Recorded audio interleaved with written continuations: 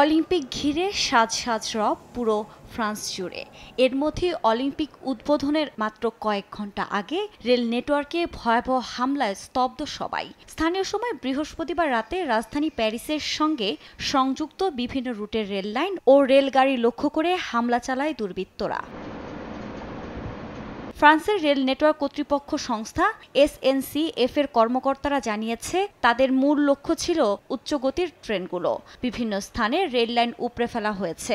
রাতে আটলান্টিক উত্তরাঞ্চল ও পূর্বাঞ্চলের লাইনে অনেক জায়গায় ট্রেনের বগি ও স্টেশনে আগুন দেওয়া হয়েছে। ফ্রান্সের পুরো রেল নেটওয়ার্ক লণ্ডভণ্ড করতেই তারা এটা করেছে বলেও ধারণা করা হচ্ছে। একে পূর্ব পরিকল্পিত সহিংসতা বলছে কর্তৃপক্ষ।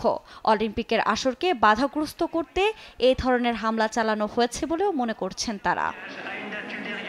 এদিকে হামলায় বিপাকে পড়েছে লাখো মানুষ।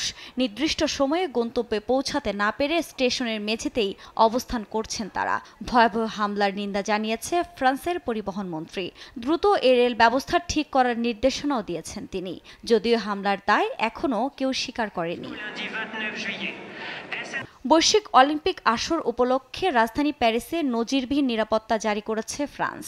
সরকারি নির্দেশনা অনুযায়ী 25,000-এর বেশি পুলিশ, 10,000-এর বেশি সেনা সদস্য এবং বিভিন্ন সরকারি নিরাপত্তা সংস্থার অন্তত 2,000 কর্মী অলিম্পিক আসরের সার্বক্ষণিক নিরাপত্তার দায়িত্বে থাকবেন।